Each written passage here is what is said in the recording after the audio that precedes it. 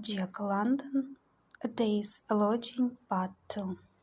The man was about to urge them on, when he checked himself, roused up with an effort, and looked round. The dogs had stopped beside a waterhole, not a fissure, but a hole man-made, chopped laboriously with an axe through 3.5 feet of ice. A thick skin of new ice showed that it hadn't been used for some time. Messner glanced about him. The dogs were already pointing the way, each wistful and hoary muzzle turned toward the dim snow path that left in the main river trail and climbed the bank of the island. "All right, you sore-footed brutes," he said. "I'll investigate. You're not a bit more anxious to quit than I am." He climbed the bank and disappeared. The dogs did not lie down, but on their feet urgently waited his return. He came back to them, took a hauling rope from the front of the sled, and put it around his shoulders. Then he guided the dogs to the right and put them at the bank on the run. It was a stiff pull, but their weariness fell from them as they crouched low to the snow, whinnying with eagerness and gladness as they struggled upward to the last ounce of effort in their bodies. When a dog slipped or faltered, the one behind hipped his hind quarters.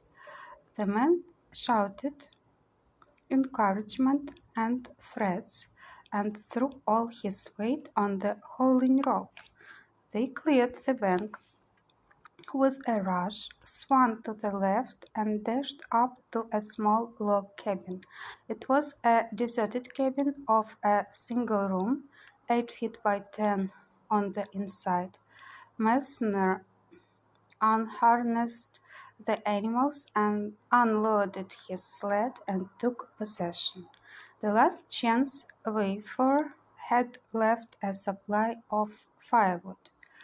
Messner set up his light sheet iron stove and stirred a fire. He put 5 sun-cured salmon into the oven to thaw out for the dogs, and from the waterhole filled his coffee pot and cooking pail. While waiting for the water to boil, he held his face over the stove.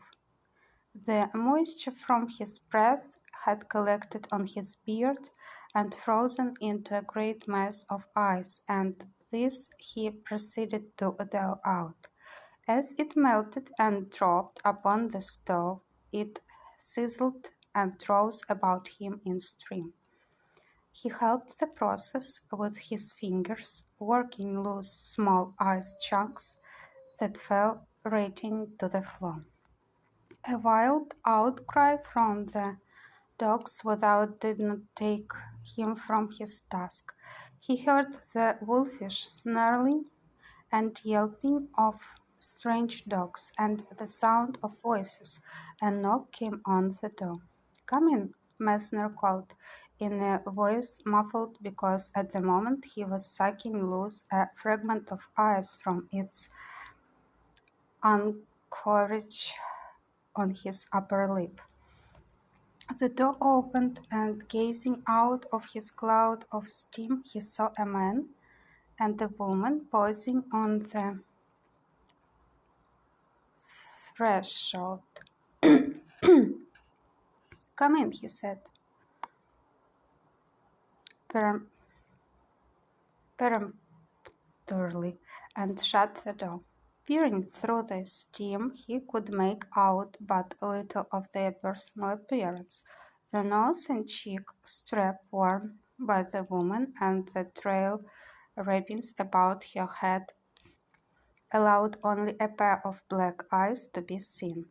The man was dark-eyed and smooth-shaven, all except his mustache, which was so iced up as to hide his mouth.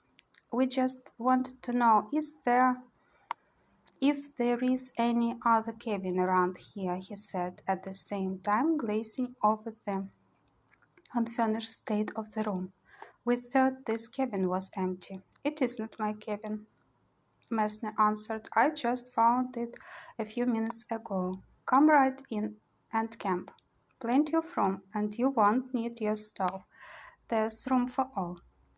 At the sound of his voice, the woman peered at him with quick curiousness. Get your things off, her companion said to her. I'll unhitch and get the water so we can start cooking. Messner took the third salmon outside and fed his dogs. He had to guard them against the second team of dogs, and when he had rented the cabin, the other man had unpacked the sled and fetched water. Messner's pot was boiling. He threw in the coffee, settled it with half a cup of cold water, and took the pot from the stove. He threw some sourdough biscuits in the oven at the same time, heating a pot of beans he had boiled the night before and that had ridden frozen on the sled all morning. Removing his utensils from the stove so as to give the newcomers a chance to cook, he proceeded to take his meal from the top of his Grubbox, himself sitting on his bedroll. Between mouthfuls, he talked trail and dogs with the man who, with head over the stove, was thawing the ice from his mustache. There were two bunks in the cabin, and into one of them, when he had cleared his lip, the stranger tossed his bedroll. We'll sleep here, he said, unless you prefer this bunk. You're the first comer and you have first choice, you know.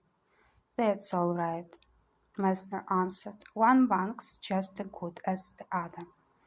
He spread his own bedding in the second bunk and sat down on the edge. The stranger thrust a physician's small traveling case under his blankets at one end to serve for a pillow.